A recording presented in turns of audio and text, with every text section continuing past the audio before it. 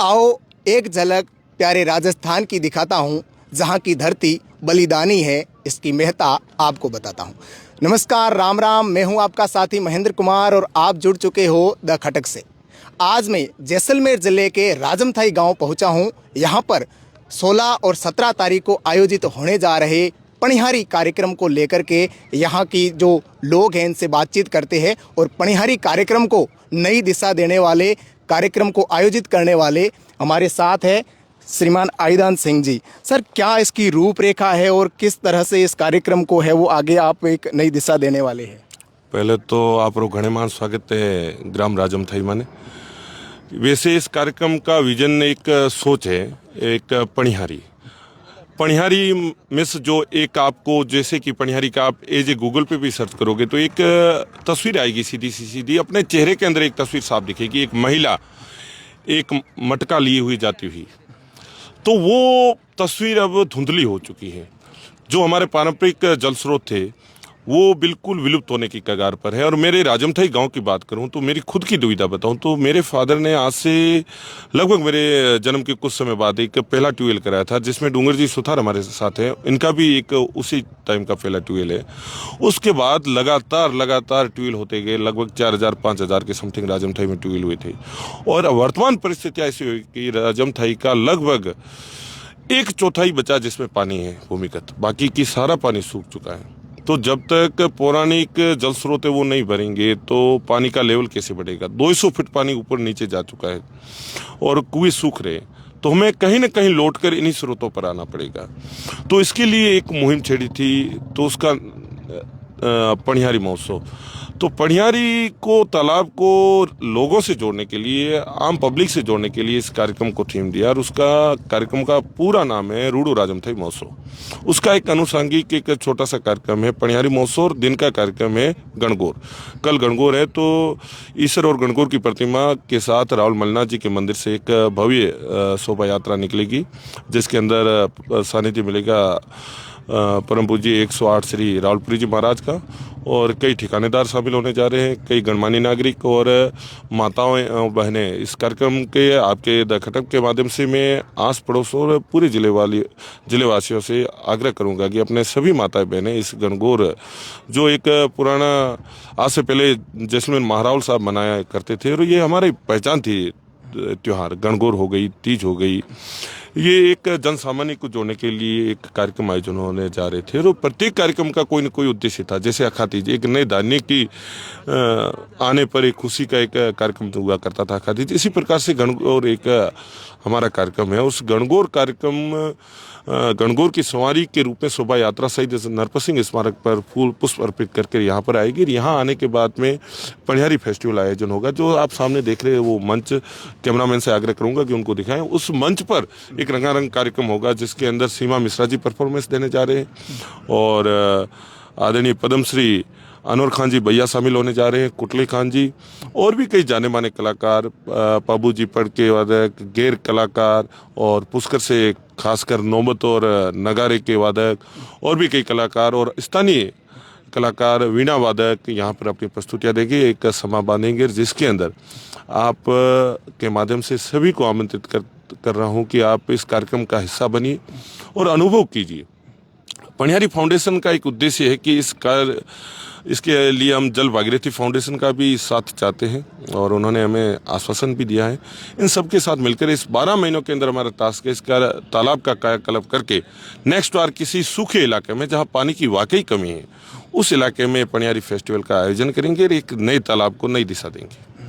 ये कार्यक्रम कितने दिन तक मतलब आयोजित होने जा रहा है? कितने दिन का कार्यक्रम है? देखिए, एक पहला प्रयास है, तो इस कारण कार्यक्रम की तैयारियों में तो हम काफ़ी समय से लग चुके हैं और कई व्यवस्थाएं हमारे अनुरूप नहीं चल रही हैं। तो विषम परिस्थितियों के अंदर हमने कार्यक्रम को एक दिन का ही संचालित करने का कमेटी ने निर्णय लिया। पहले तो कार्यक्रम काफ़ी विस्तृत था, फिर उसको संक्षिप्त में करके, क्योंकि रमजान का पवित्र महीना चल रहा है और नवरात्रा भी शुरू होने जा रही है, तो लोगों की व्यवस्था को देखते हुए एक दिन के कार्यक्रम के अंदर गणगौर और शाम को पणिहारी फेस्टिवल करके, और सारे गेस्ट शाम को यहीं रुकेंगे और लगभग आधी रात्रि से तक ये कार्यक्रम चलेगा।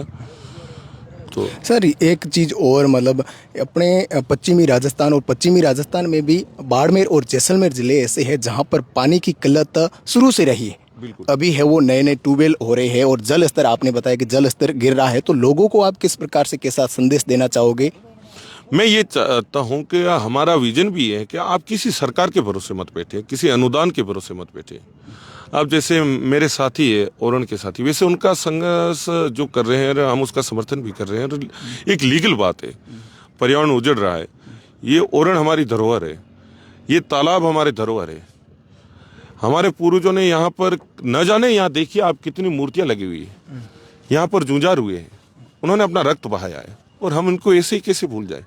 तो मैं चाहता हूं कि आप सरकार से, ओरण तो एक ऐसा रूप हो गया कि उसके अंदर सरकार का सहयोग जरूरी है, क्योंकि वो रिकॉर्ड में दर्ज नहीं है। अगर सरकार रिकॉर्ड में दर्ज कर देती है तो मैं ओरण टीम से भी यही अपील करता हूं और जो भी सजग नागरिक उन सबसे अपील करता हूं कि आप सरकार के भरोसे मत बैठिए, कुछ कमर कसिए, कुछ करने का जज्बा रखिए। और इंसान चाहे तो पत्थर से पानी निकाल सकता है, अपन तो कुछ भी कर सकते हैं। तो एक पॉजिटिविटी के साथ आप भी ऐसी मुहिम छेड़िए, हम भी आपके साथ शामिल होंगे। हम किसी सरकार का सपोर्ट नहीं ले रहे, हम केवल भामाशाह और कोई कॉरपोरेट है जो, हमें तो कोई CSR फंड की भी उम्मीद नहीं है। बड़ी बड़ी कंपनियां यहाँ पर करोड़ों अरबों कमा के जा रही हैं, उनको 10% CSR फंड खर्च करना होता है जल स्रोतों पर, जो इसका हनन कर रहे हैं। पर वो कर कहाँ रहे हैं? कंपनी कमा यहाँ रही है, खर्च गुजरात में कर रही, महाराष्ट्र में कर रही। उसका CSR फंड सरकार से अपील करता हूं कि वो CSR फंड भी कम से कम उसी क्षेत्र में डेवलप हो, तो इस क्षेत्र का कायाकल्प हो सकता है, इसमें कोई अतिशयोक्ति नहीं। एक और बात है, अपने जो पश्चिमी राजस्थान में अभी जो सोलर कंपनियों का जो आगमन हुआ है, जो पवन चक्कियों का आगमन हुआ है, उसके बाद में जो ओरण भूमि है और लोग है वो अपनी जो निजी भूमि है वो भी उनको है वो रेंट पर दे करके यहाँ पर है वो जो पर्यावरण है उसको है वो कहीं ना कहीं हानि पहुँचा रही है। तो इसके बारे में भी क्या कहोगे आप? देखिए, हम ना तो, मैं खुद इलेक्ट्रिकल इंजीनियरिंग बीटेक किया हुआ हूँ, तो हम विकास के विरोधी नहीं है। हम ये नहीं कहते हैं कि सौर ऊर्जा या पवन ऊर्जा नहीं होनी चाहिए, क्योंकि फ्यूचर इसमें है। कम से कम एक कार्बन एक्सपर्ट तो नहीं हो रहा है, जैसे कि अपन कोयले से, लिग्नाइट से बिजली बनाते हैं। तो बिजली पैदा होनी चाहिए, पर होनी चाहिए तो सोलर कंपनियों के लिए विशेष रूप से मापदंड बने हुए कि कम से कम आप एक सोलर प्रोजेक्ट लगा रहे हो तो इतना आपको ग्रीन बेल्ट बनाना होता है, पर वो इतने पेड़ पौधे लगा रहे। आप देखिए खेजड़ियों की क्या हालात है। मेरे से जन्म के पूर्व के कई खेजड़ी हैं जो आज विलुप्त हैं, रातों रात गायब हो रहे। और मौन रूप से सरकार, प्रशासन, कलेक्टर और वन विभाग ये सारे आंख मूंद कर बैठे, क्योंकि सबको अपना अपना हिस्सा मिल रहा है। और मैं सीधे तौर पे कह रहा हूं, बाकी बिना प्रशासन के ये सब संभव नहीं है। कहीं ना कहीं सभी है वो इसमें सम्मिलित हो रहे हैं।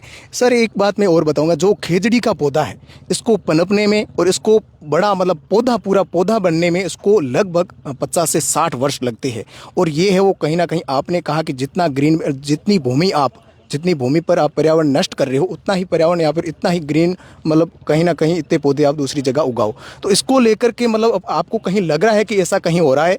नहीं, कहीं भी नहीं हो रहा, कहीं भी नहीं हो रहा है। मतलब अपन ये चीज तो पर आप AI से भी देखोगे, AI भी नहीं बना कर देगी, क्योंकि कहीं हो ही नहीं रहा है। बिल्कुल, जो पेड़ वनस्पति नहीं, उनके कम से कम जैसे रास्ते हो गए, बाउंड्री होगी, कम से कम वहां तो ये पौधे लगा सकते हैं। काफी कुछ वातावरण में इफेक्ट पड़ सकता है। और उसके रोजगार यहाँ के लोगों को देने चाहिए, तब यहाँ के लोगों का डेवलपमेंट होगा। पहले तो लोक लुभाने वादे कर करके लोगों को बेवकूफ बना के भोले वाले लोगों से जमीनें ले लेते हैं कि इसका सारा काम आप करोगे, आपको रोजगार मिलेगा। लेकिन यहाँ तो बाबा जी को ठुल्लू मिल रहा है, कुछ नहीं मिल रहा है।